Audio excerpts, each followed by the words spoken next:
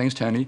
I'm concerned that retired baby boomers like me are consuming too much of the government pie and not leaving enough for younger people, for educational services and for childcare, disability support, you name it. Do you know that a wealthy retired person can have $12 million in their superannuation account, pay no tax at all on the dividend, and be given a tax refund from the government of $250,000? This is grossly unfair. So my question for the panel is, what can the panel recommend specifically that can be done about unfairness and insanity almost in the with regards to the superannuation concessions to fix up our slightly ridiculous taxation system? Okay, let's start with John Daly. Well, you're absolutely right that this is an issue, and indeed 65-plus-year-olds today are paying less income tax than they were 6 years ago. Everybody else, income tax has gone up, theirs has gone down, and it's essentially, I suspect, largely as a result of superannuation arrangements. And those superannuation arrangements do mean that essentially people who are already wealthy are siphoning their money into super. If you look at people over the age of 65, they roughly speak, and you order them by wealth, they roughly speaking fall into three classes. There's the bottom 20% who have very little in the way of resources, pretty much entirely reliant on the age pension. They're people we really have to look after. There's the middle 60% who get a reasonable age pension, also get something in the way of superannuation. That's what superannuation was designed for, to boost their incomes higher than it would be on a pure age pension. And then you have the top 20%, on average about $2 million in wealth, on average earning more outside of superannuation than they would get on a full age pension, and then on top of that, as well, on average, earning almost as much in superannuation as a full age pension. So we have a system in which superannuation has essentially become not what it was originally designed for, which was to support the incomes of that middle 60%, but instead it's become something which is essentially a tax shelter for the top 20%, the precise people who need the least help. And our suggestions about what do we do about this are, first, we need to look at the contributions. You can't go through them all, John, because we'll get it, but if you could just quickly summarise. Two of them. Firstly, we need to reduce the amount you can put in out of your pre-tax income to superannuation. At the moment, you can put in up to $35,000. That needs to be pulled down to $10,000. The other thing we need to do is tax the earnings of people once they're in pension phase, so roughly speaking over the age of 60. The moment they pay no tax, we think that they should pay 15% tax like everybody else on the earnings of their superannuation fund. Joe Hockey, what we're talking about here, well, the question was talking about some form of intergenerational inequity that seems to be built into the superannuation system. Do you agree? Well, I think there's more to it than that. I think I'm interested in the figures that you've presented, but I think there is more to it than that. Because, as John was just saying, effectively if you apply a tax to people that have already accrued their superannuation, then it's almost a retrospective tax because they contributed to the superannuation, their own superannuation, on the basis of the rules that were in place. Now, when the superannuation system was put together by Paul Keating in 1992, life expectancy was about 72. Life expectancy now is around 82, and as a result of what we've done with the intergenerational report, it's indicated that life expectancy will be at least 95 to 100 by the middle of this century. So the question is, do we have enough superannuation to actually cover a much longer life, and do people, and I get terribly upset when I hear about people that actually did put money aside in superannuation and then find they've run out because they're living to 82, 83, 84. Now, in your case, sir, you're right. If there is that sort of situation, it's something that is worth considering. Well, but isn't that worth considering? Well, what we're talking about here is the tax concessions put in place by the Howard government, isn't it? Well, yes. Are they best described as middle class welfare? Oh, Tony. I wouldn't. They're upper middle class welfare. I wouldn't. Upper middle class welfare. Look, you're the commentator, and from my perspective, privately, what do you it is call their it? money. Well, it is their money. Superannuation is their money. It is their money. Now, yeah, but when they don't pay any tax on very large sums of their money, and they can put it into what has been referred to as a tax haven or tax shelter, well, people should that be reined in? That's the question. Well, on principle. Look, on principle, it's worth having a look at. And again, the reason why I'm cautious is because it's money. It's their money.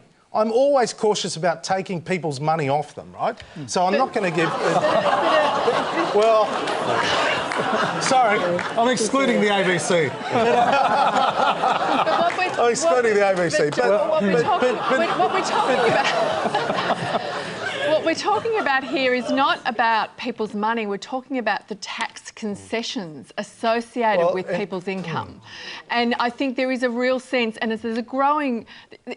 People kind of understand how this system works. People's literacy around how unfair this is operating at a time when, I mean, on the upside of the IGR, again, we see the picture of the future. As we said on the day you delivered it, we can either further divide us, you know, older people against younger people, or we can actually bring ourselves together and have the proper conversations. And the retirement income system is a really important area for us to finally be prepared to look at. There's growing support. David Murray in his Financial Services Review, a very conservative voice, said we have to look at the fundamentals of superannuation, because for the people you're concerned about, Joe, the ones that find they don't have enough, we're concerned about them too. Well, it sounded like you did concede that you are seriously going to look at this issue, and are you going to do it on the basis of your famous phrase, the age of entitlement is over? Well, ending the age of entitlement, yes. Look, there's a unity ticket, right? Yeah. But I just want to make find out about that in a moment. Well, maybe not. But I just want to make the point. Yes, if someone's got $12 million in their superannuation, I mean, that's extraordinary if they're not paying any tax on that. Okay, I understand that situation. But that is not the rule. That is not the common situation. And what we've got to do is have a proper discussion, as Cassandra rightly said, about how are we going to sustain our quality of life for longer. And we are, you know, it's got to be an interaction between the pension system, the age pension system. 4 out of 5 Australians over the age of 65 are currently collecting the age pension. In 40 years' time, the ratio is still the same. Still the same in 40 years' time, even with all the massive concessions. But I suppose we can ask why you're putting in place a system where the age pension will effectively be lowered. Well, I don't accept that, and I'll tell you why. Because, firstly, there is going to be a greater contribution from superannuation by individuals, and if I could just finish, there are going to be more and more people going on the part pension as opposed to the full pension. And the issue will be the interaction between superannuation and the age pension going forward. Not for the current generation over 65, but as the gentleman identified a little bit earlier, for people in their 50s now, their 40s, the question will be, how are we going to maintain a decent quality of life for the next generation? I'm sorry, I didn't mean to interrupt your flow, but we have to hear from the other side of the bench here. And Chris Bowen, first of all, the superannuation tax concessions, have they gone too far? Would you rein them in government? Let me deal with Paul's issue. Thanks for the question, Paul, and I would like to deal with what Joe said at the end as well. You're essentially right. This does need to be reviewed very closely. When Paul Keating set up superannuation, it was so that those millions of Australians who had been denied it for years had access to a dignified retirement. That's why it was done. But at the moment we have the situation where well over 30% of the value of all the tax concessions in superannuation go to the top 10% of income earners. Now that doesn't make any sense to me, particularly if superannuation is going to take pressure off the age pension. The top 10% of income earners aren't going to darken the door of a Centrelink office regardless of what tax concessions they get in their superannuation. So it's not taking pressure off the age pension. So why didn't you fix it when you're in government? Well, we did have some measures to fix it and Joe's reversed them. But what we're doing now, it's a statement of fact. Well, no, they were minor, they were tinkering around the edges. They were modest, but you just admitted they weren't implementable. You can say they were modest, and they were modest. No, you said they were modest. I have, but they were a step in that direction. You can say it, and I've said it, because they're a step in that direction. And even that's too far for Joe to have gone. And we actually also fixed up the tax concession at the low end of the income scale and gave a better tax concession for people under $37,000 who currently at the moment basically get no tax concession for their superannuation. So what I've said is that yes, and it's unusual for an opposition to go out and say this, yes, this does need to be reviewed, and we've been consulting with superannuation groups independently, and we're going to soon get them all in the room at once, because it is a complex area and you can have unintended consequences.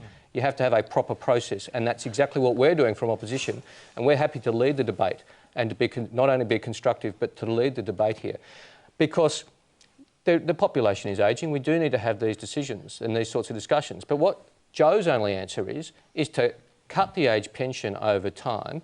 It's been a bipartisan policy since the early 70s that the age pension should be linked to average weekly earnings, because the theory's been that as our economy grows and prospers, people who've worked hard all their life should benefit from that. Gough Whitlam started it, Malcolm Fraser kept it, Hawke and Keating kept it, Howard kept it. Tony Abbott and Joe Hockey, with no mandate from the people, have scrapped it.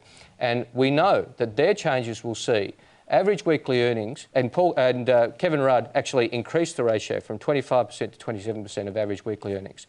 This government's scrapping that, and this will see the age pension go backwards, and it will see it fall to 16%. 16% of average weekly earnings. That's a disgrace.